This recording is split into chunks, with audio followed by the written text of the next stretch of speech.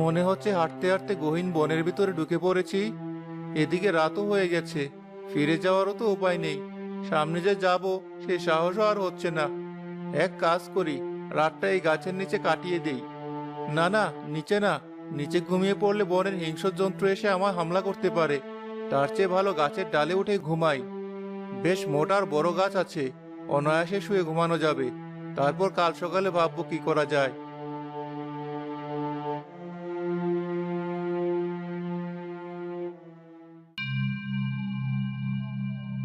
অনেকক্ষণ হলো আকাশে বাতাসে ঘুরে বেড়াচ্ছি, এবার গিয়ে ঘুমিয়ে পড়ি। কি ব্যাপার, গাছের যত কাছে যাচ্ছি তত মানুষ মানুষ গন্ধ পাচ্ছি। এখানে তো মানুষের আসার কথা না, তাহলে আমার নাকি মানুষের গন্ধ ভেসে আসছে কেন? তাড়াতাড়ি কাছে গিয়ে দেখি। এ কি, এ তো সত্যিই দেখছি মানুষ। শাকচুন্নির কাছে কিনা মানুষ উঠে শুয়ে আছে। কি দিন এলো, সিংহের গুহায় কিনা হরিণ ছানা।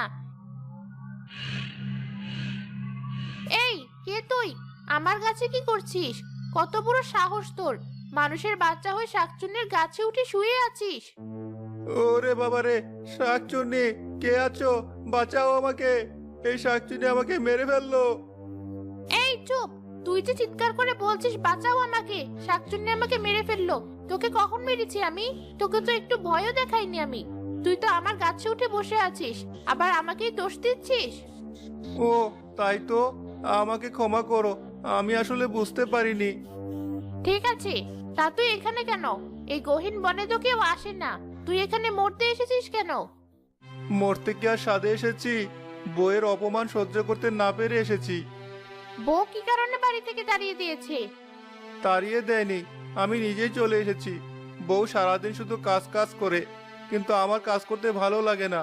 বউ আজ আমাকে একটু বেশি অপমান করেছে, খাওয়ার খোটা দিয়েছে, তাই বাড়ি ছেড়ে চলে এসেছি। এবার কি করবি?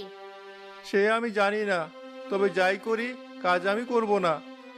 বেশ তো, তাহলে হীরার পাহাড়ে যা।